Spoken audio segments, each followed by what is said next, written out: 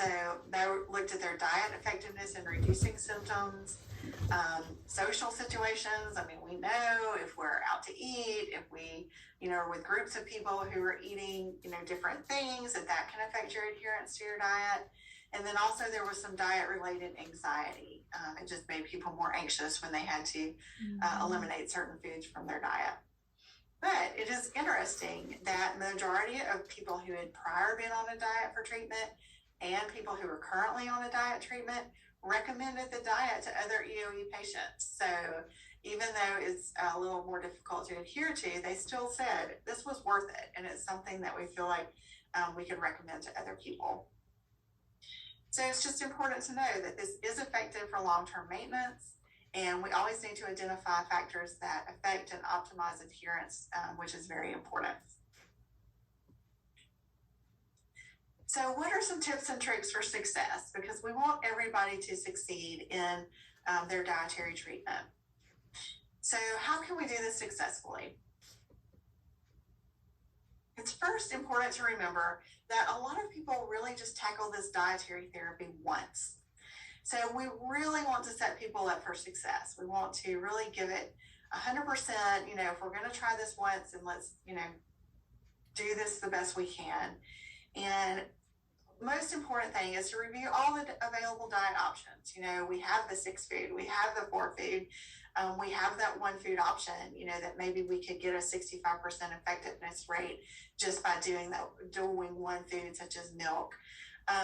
We need to be upfront and tell them how long this is going to take. This is something that is going to be a while for us to do these reintroductions, and how long that's going to take between each food that gets added back in. And we, of course, like I said, you're going to have a dietary consult to discuss how to do this effectively. We need to do our education part. We need to monitor compliance. We need to see you back in clinic, and we need to talk to you on the phone and make sure that you have been able to be successful with the diet. Like we said, eating out can be quite a challenge. So let's give you some sample menus, some restaurant cards, things like that give you options for places that you can go when you're doing this diet. We also need to think about the timing of diet initiation. Would we want to do this over the holidays? Would we want to do this, right at Christmas time? Or if you have a child leaving for college, is that really the right time to do the 6 food elimination diet or any type of elimination diet? So the timing needs to be right for when we initiate this dietary treatment for EOE.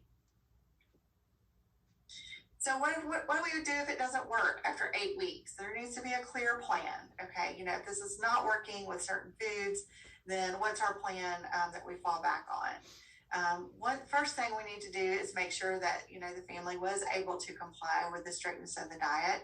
And are there hidden sources of contamination? We need to review, do a 24-hour diet recall or a week diet recall, and have our dietitian look at that and see if maybe we're getting some sources of contamination from foods that we're supposed to be eliminating.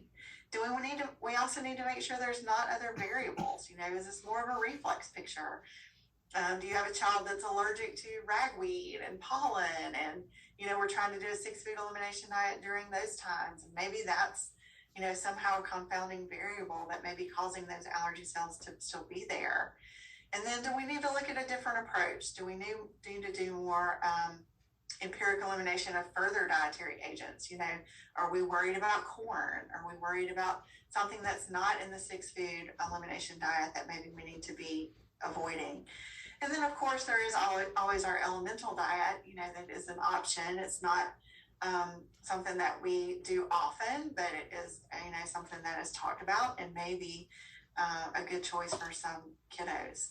And then do we need to maybe switch to the topical steroid? We know it's effective, and if maybe we've done this and we're not seeing results and we're compliant and everything else is good, then maybe your child's not one that's going to respond to the dietary approach, and we switch to the topical steroid, which is perfectly fine. So how do we improve factors affecting the compliance, the long-term strategies? So once foods are identified, we need to offer strategies that help improve quality of life. does that mean coming off the diet during a week vacation or times that it's difficult to follow the diet? Let's work with you and see if there's maybe ways that we can make this a little easier for quality of life. There's also some data that shows that maybe baked milk can be tolerated by some. So if we're eliminating milk as your treatment plan, let's do a test with baked milk and see if maybe we can tolerate that and able to open the diet up to some of those things. So in conclusion, I would just like to point out, of course, what we've talked about, that dietary therapy does work for treatment for eosinophilic esophagitis. There are many options that exist, and they should be tailored to the patient's and the family's preference, whether that's 6 food versus a 4 food versus a 2 food versus a single food elimination.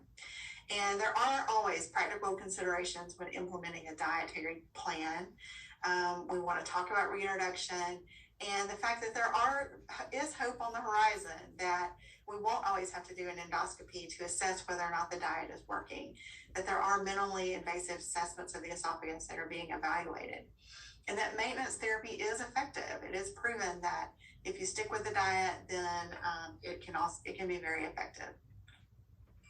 So thank you guys very much for your time. I appreciated the opportunity to present this information, and I hope you guys enjoy the rest of the webinar.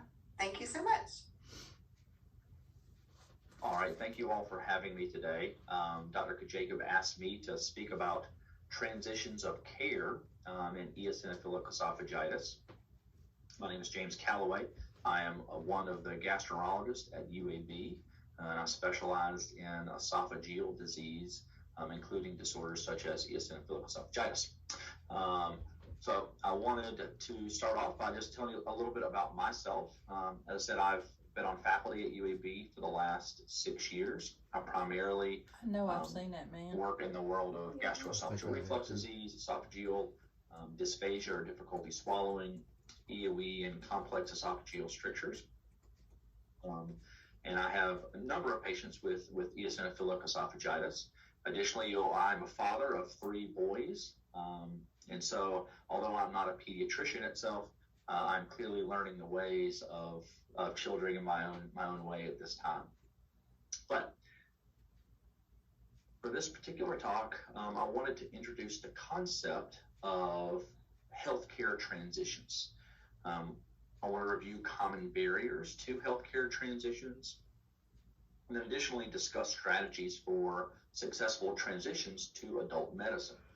And that's really what healthcare transitions are. This is a definition listed in some of our literature. This is the purposeful, planned movement of adolescents and young adults with chronic physical and medical conditions from child-centered to adult-oriented healthcare systems, with the optimal goal of providing healthcare that is uninterrupted, coordinated, developmentally appropriate, psychologically sound, and comprehensive. We know this can be a very stressful time for patients and their parents, transitioning from one system to another.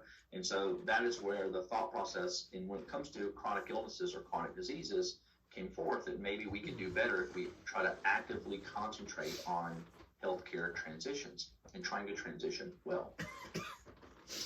So why should we transition well, or how is that helpful? Clearly, it can be helpful for patients and their parents at easing the angst and moving from one system to the other. But in chronic diseases, there are other implications. Now, fortunately, although EOE is a chronic disease itself, malnutrition is extremely rare in adulthood. Clearly, the symptoms may be different in pediatrics, but in EOE and in adults, malnutrition is rare. Additionally, life expectancy is normal in patients with EOE itself. So it's not a life-limiting disease, but it is a disease that is lived with and chronically dealt with for each individual patient. But quality of life still remains quite pertinent. As I said, this is a chronic illness, and there is an impact on social and psychological domains. There's been numerous studies that have looked at, I guess these are patient interviews itself, semi-structured patient interviews, and patients do express concern with the longevity of their disease, their difficulty swallowing, and then the impact of EOE on their social interactions, because this is something that we deal with when we're eating oftentimes. Difficulty swallowing is something that we do as groups, as families,